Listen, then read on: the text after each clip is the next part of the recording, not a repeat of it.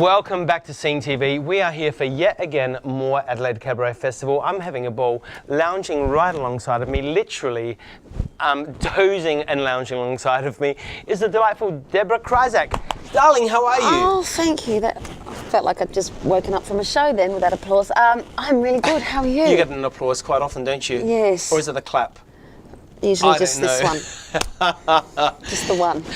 What happened to you? Why are you dozing? I pulled a bit of an all-nighter last night. Well, pretty much so. It was the gala, wasn't it? It was the gala. It was extraordinary. Lots of fun on the red carpet. There was lots of glitz. There were lots of glam in most cases. For some, it was all about the feather. Birds of a feather. Shall we talk about Lola? Flock together. Well, let's talk about Lola. Yes, Lola made her debut last night on the red carpet. She was a showgirl. She was a showgirl. Last night she was a disaster. Yes, so she tries to be a star, didn't get her very far. And she made her debut. She was a bit excited. She's been trying for about 10 years to get into the Adelaide Cabaret Festival. Clearly it's as hard to get in here as it is to Sydney's King's Cross after 1 a.m. So last night she crawled in on all fours, didn't she? She did, yes. It's not the first time she's been on all fours. But she had a ball, you know. She got to meet some Adelaidean celebrities. And she played up, recovering. didn't she? She played up, yes. She went to the backstage club afterwards, had a few cheeky champers. Yeah. And the next thing you know, she woke up the next morning with the remnants of a burger in the bed beside her. Oh, really? And look what she's left us with now. Yes. You know what? Still pretty glamorous, honey. Don't you worry about a thing. Thank you, darling. Underneath this hat's not so glamorous. That's why we wear our hats. Now, you've just rushed from Megan Hilty, haven't you? I have, How was yes. it? Extraordinary. I mean, that woman is amazing. She's obviously been flying all over the country and has to fly back straight away now, leaves the stage, get on a plane, 30 hours and straight to the Tony Awards for her first nomination. Nuts. I'm just living vicariously through her. Yeah, seriously. What's the best nomination you've ever received? Oh, look, it'd have to be here in Australia. The old Helpman nomination. Oh, wonderful. Had a couple of those. I haven't won one yet, though. Really? No, it Are you up for annoys it this me year? every time. No, not this year. Damn. Not in a current show, but I'm available. Open and available. Yes, so no, Helpman Awards. I've won the Sydney Critics Award. That was pretty exciting. Yeah, cool. And I just got nominated for a Green Room, but I didn't win that one either. But, proudest moments, what's that been? Proudest moments in my career? Yeah, apart from last night, Lola. Oh, look, always a proud moment is when you can write your own show and put it on. So I've got to say my proudest moments are yet to come. June 24, 25, when we put on Laugh Be a Lady, writing from scratch, produced it myself, directed it myself. It's really interesting going in a rehearsal room on your own in the mirror and directing the show as you're doing it. You talk to yourself. It's like schizophrenia. I always talk to myself regardless of a show. You do? Always. It's a sign of genius, they say. Well, thank you. Thank you. That's the nicest thing someone said to me all day today. Oh, you're welcome. True story. You're welcome. Now, I don't know if we're allowed to go into this territory, but I'm going to because that's what our show is about. I love it. Into dangerous territory, dark and deep spaces. I've got my mum in the room. Be careful. I know. Shh. Okay, if everyone may not know this, so this is going to be really exciting. But Deb was actually one of the original people from Chunky Custard. Oh Tell my goodness! Now days. you're dredging out the dirt. I know. I tell you ripping what, it out. I've actually written the first part of my show to include Chunky Custard because I think it needs to be said that I've spent 7 years on the road touring in a Tarago van with 6 guys in a confined space, and that's really where I got my insight into comedy and men. Because basically, those guys only just had to fart to be funny.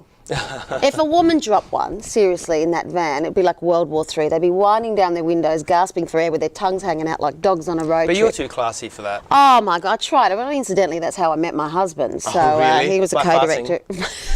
No, copping ears. He realised just how flexible I was in the farting department. Oh, wow.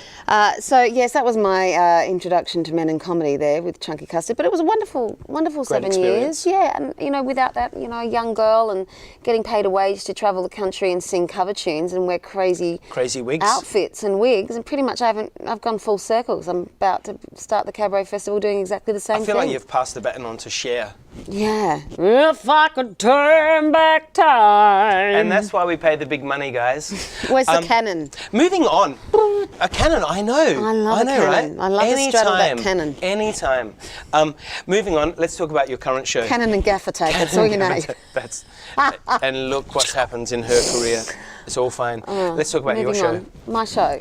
Okay, my show is called Laugh Be a Lady. and it's inspired by all the wonderful physical female comedians of time. Carol Burnett, Lucille Ball, Joan Rivers, we've got Phyllis Diller, Betty White. So it's not necessarily a dress-up show, but it's a bit of a homage to those ladies and how they started out in comedy. I mean, women in comedy back in that era, it's pretty tough to break through.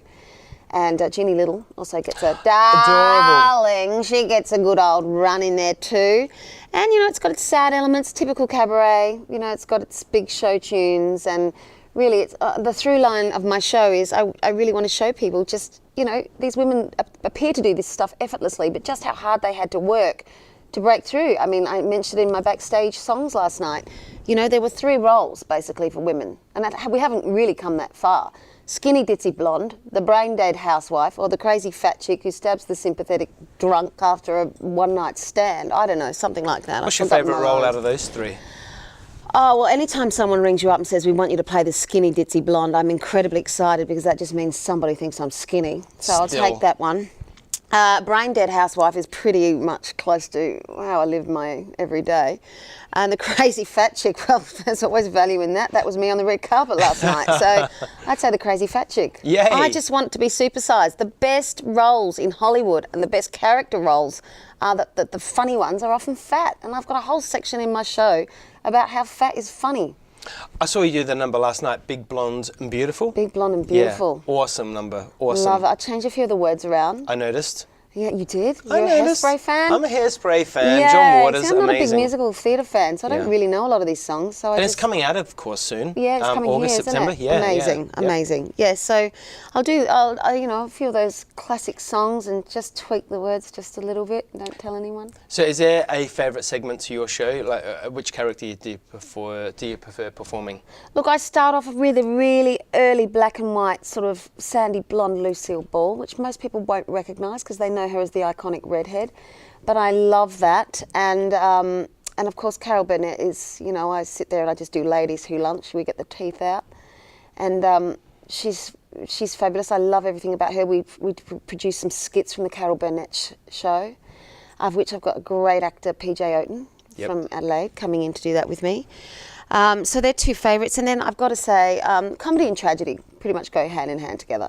So I'll speak about the tragedy that's evolved for these women as well, and you know, break into Don't Cry Out Loud. It sounds so camp, but it works a treat. Everyone will be crying. Camp, cabaret, it all fits, honey. Camp, don't cry out loud. Cabaret.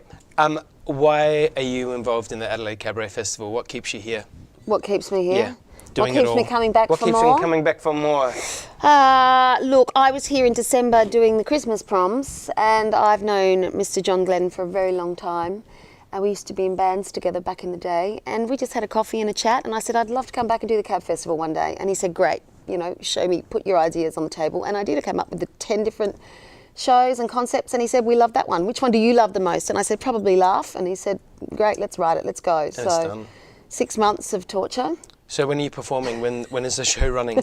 June the 24th and 25th at the Art Space. Are there still tickets available? I think there's a couple. Friday night sold out. Yep. Saturday afternoon there's about 6 seats left. Whoa, rush in, guys. And Saturday night I think we've got about 2 cheap tables at the back, the cheap seats. I usually sit there. Yeah, right. That's where the drunks sit. That's where the reviewers sit, isn't it? Up the back. Yes. Hey, we play little games on this show because, you know what, we're fun, we're flirty, cheeky and all that. I love a game. Let's do word association. Do you want to play with me? Your mother's over there. Behave yourself. Lola would have had a completely different response to that. Lola yes, almost came out to play. I would love to play with you, Let's Marcus. Play. Yay! Okay, wine. Too often. Coffee. Pick me up. Animals. Children. 2. Adelaide. Fun. Adelaide Cabaret Festival. Family. Sex. Not often. SceneTV. Fantastic. It's so great. We love anything new. Look at this. Voila! Guys, you've been watching SceneTV. We're here at the Adelaide Cabaret Festival. Stay tuned, we're going to be showing you way much more. We've been with the lovely Deb Krizak, who's fallen back asleep because she's exhausted, the poor love. But her show's not running for another week and a half yet. You're going to catch her, I'm sure. See you soon. Bye.